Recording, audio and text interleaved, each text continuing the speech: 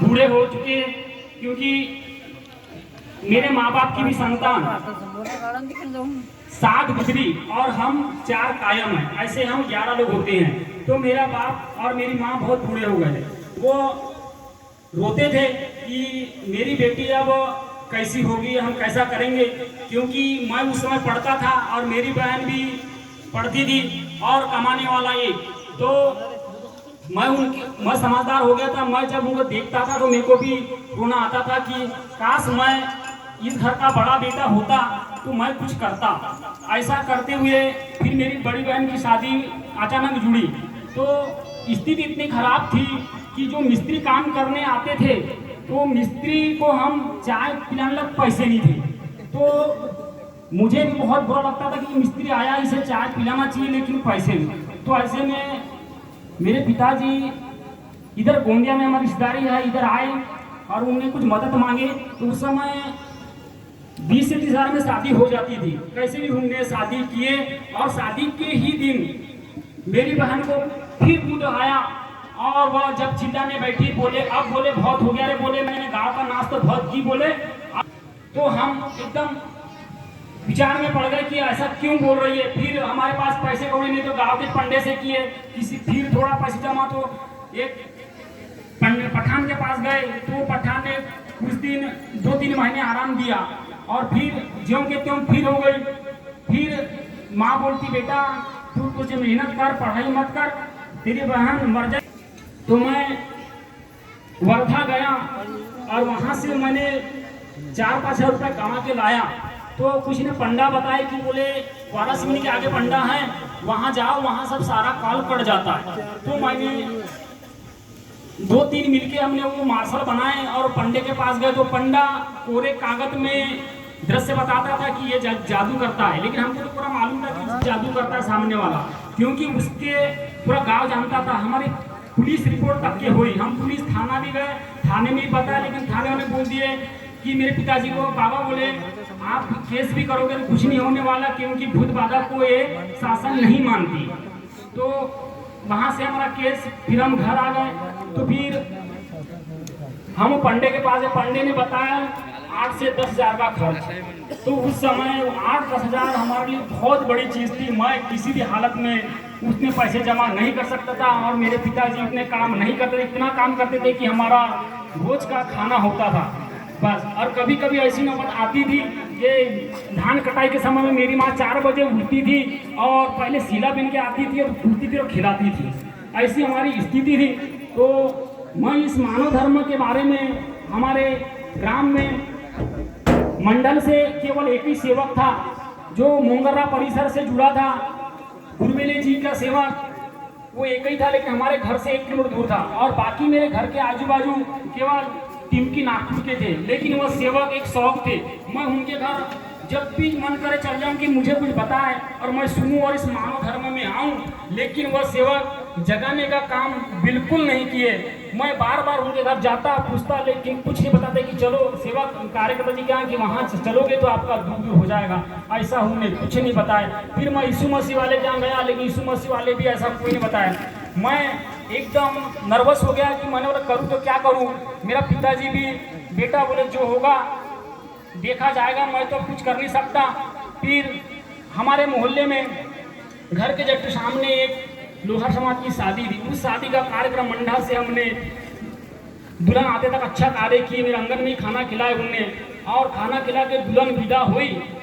रात्रि के 8 बजे थे और मेरी बहन को भूत आया। वो पटकने बैठ गई पैर हाथ। तो हम समझ गए मेरी बहन को भी भूत आ गया। हम पूरे नर्वस हो गए।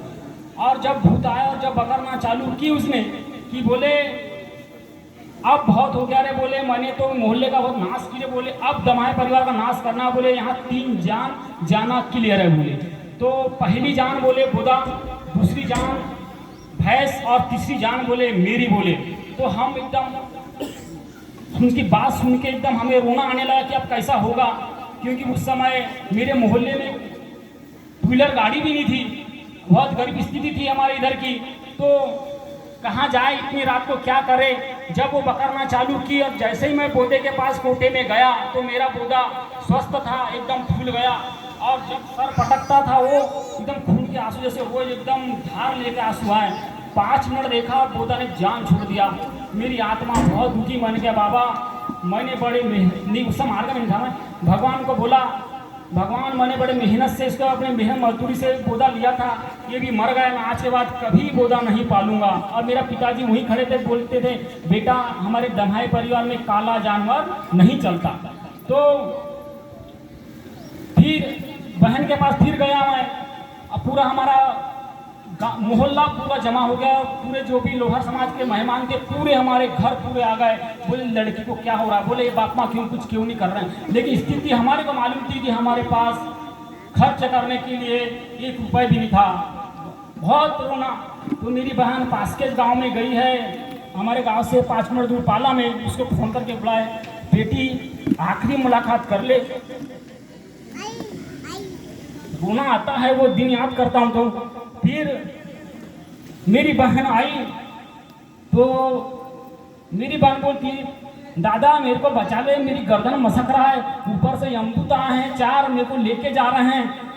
तो ऐसे मनमानी होती थी। फिर हम उसका फिर बोले मेरे को छोड़ो रे, मैं उसके यहाँ जाऊंगी रे बोले। तो वो बाजू वाले क्या सीट दिख गई एकदम दौड़, उसको पकड़ी, वो जादू वाले को 2-4 देवी जमा की। हम गए पकड़ के लाए उसको, लाए और उसे भी पैर बांध दिया। बोले मेरा पैर बांध दिया रे, बोले मैं इसकी निजी निवास पे जा नहीं सकती बोले। ऐसा फिर हमने 6-7 लोगों ने उठा के अपने घर लाए। हम फिर गाँव का पंडा को बुलाए, वो आया, 2 मंत्र मारा।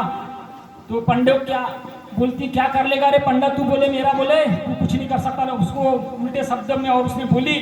पंडा भी चुपचाप हो गया, पकड़ा पूरे बिस्तर चला गया। अब हम ऐसे इतने परेशान, लेकिन कोई भी ऐसा सेवक ने कोई ने हमें रास्ता नहीं दिखाया। सब हम परिवार पूरे रो रहे थे। माँ फिर भैंस की तरफ बोली तो भैंस तरफ गए हम, तो भैंस भी पूरी फूल गई थी, गब्बन भैंस थी। फिर बोले अब मेरी बोले जो नियात 12 बजे की थी, बोले उसने बोले 11 कर दिया रे, बोले मरूंगी रे बोले। अब 1 घंटा था हमारे पास और 1 घंटे में हमारे पास कुछ भी नहीं था। तो एक सेवक था, वो सेवक भी आया, लेकिन उसको पूछा, उसने कुछ नहीं बताया। ऐसा नहीं बोला कि चलो मेरे मार्गदर्शक के पास ये सारा दुख दूर हो जाएगा, उसे कुछ नहीं बोला। अब मेरी आत्मा पूरी पूरे परिवार पूरे हमारे दमाग खानदान में रोने लगे और मेरी बहन रोने लगी। फिर मेरा मन हुआ कि नहीं अब जो होगा मैं अब उसको जाके टंगिया मार दूंगा। मैं घर के अंदर धीरे से गया और टंगिया पकड़ा, और टंगिया पकड़ के बाजू से मैं जाने लगा। वो सेवक ने मेरे को रोका, बोले कहाँ जा रहा है, मैंने कहीं इधर ही जा रहा हूँ मैं। उतने मेरी बड़ी बहन दौड़ती हुई आई, बोले कहाँ जा रहा है तू, टंगिया देखी, टंगिया पकड़ ली उसने।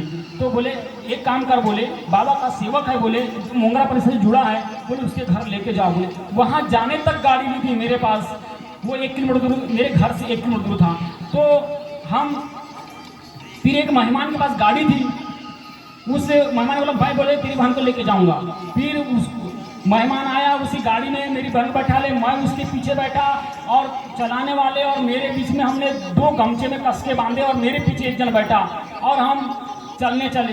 फिर आगे पंडा का मकान था, तो हमने बोले नहीं पंडा आराम कर देगा। पंडे के घर गए तो पंडा ने भी थोड़ा सा भूख मारा और पंडा ने मेरी बहन को बहुत मारा। बोले तू काहे की शैतान रे, काहे की काली रे। वो बोले मैं बोले काली हूँ रे, बोले मेरा कुछ नहीं कर सकता, तू बोले क्या झंडा कराएगा रे। यह सारी चीज हुई।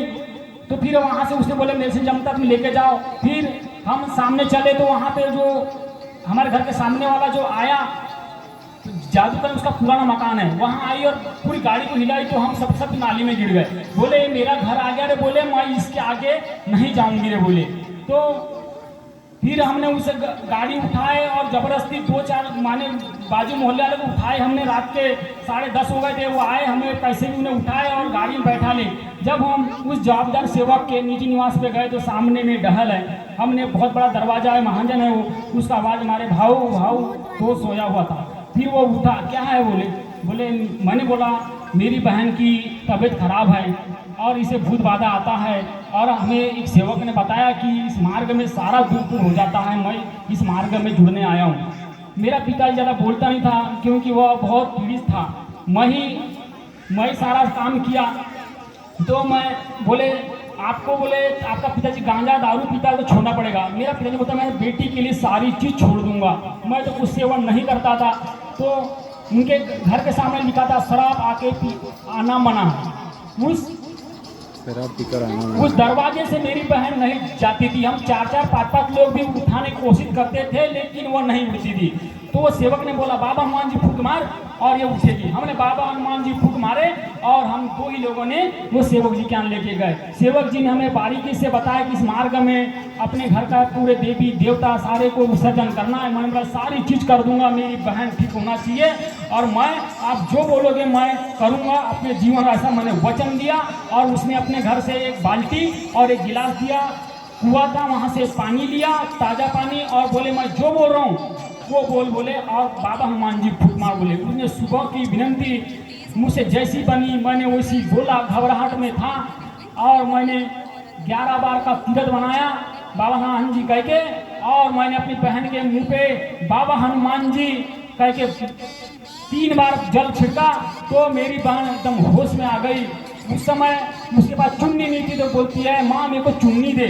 तो उसने फिर चुन्नी मांगी और बैठी। तो बोले अब ठीक हो गई?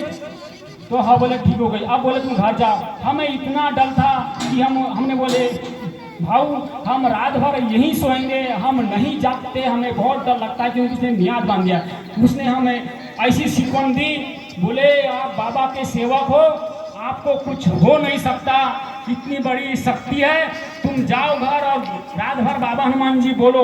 ऐसा करके उन्हें जो तीर्थ बचा था उसको एक बॉटल में दिया और हम वो तीर्थ लेके आए और घर में आए तो मेरी बहन पूरी तरह ठीक हुई। और बोले सुबह नहा धो के बोले घर में जो भी देवी देवता है सब चीज़ को बोले बाबा हनुमान जी पकड़ के थैले में पकड़ना और उसको बोले ढोडा हो या तालाब हो उसमें विसर्जन कर देना। हमने वैसा ही किए और उस बाबा का जवाबदार सेवक उसने 3 दिन का सादा कार्य दिया, उसमें सारा माने दूर हुआ। और फिर उसने 5वां दिन मोंगरा माने हमारे मार्गदर्शक अब इस दुनिया में नहीं रहे, रतिराम जी गुरबेले, मैं उनका सेवक हूँ, उनने हमें कार्य दिया और कार्य किए। तब उनकी मृत्यु के बाद फिर उनके पुत्र अभी वर्तमान में मंडल के संचालक है नरेंद्र जी साहब गुरबेले, वो हमारे मार्गदर्शक थे, उनने भी हमें कार्य दिए। और जब मंडल से आदेश आया कि इतने दूर से कार्य नहीं लेना है तो उनने हमारे गांव आए एक नवा हवन में और हमें वारा में भोंडेकर जी के पास सौंपे और वहाँ से मैंने त्याग कार्य किया और त्याग कार्य में सहपूर्वक सफल रहा। और आज तक के ऐसा कोई भी परेशानी नहीं, एकदम कुशल जीवन है। और मेरे पिताजी एक शब्द बोला था कि काला जानवर नहीं पलता, लेकिन मेरे घर आज की स्थिति में 4 काले जानवर है और 5 बकरियां हैं, कोई दिक्कत नहीं, भरपूर बाबा की जो सारी चीज़ है।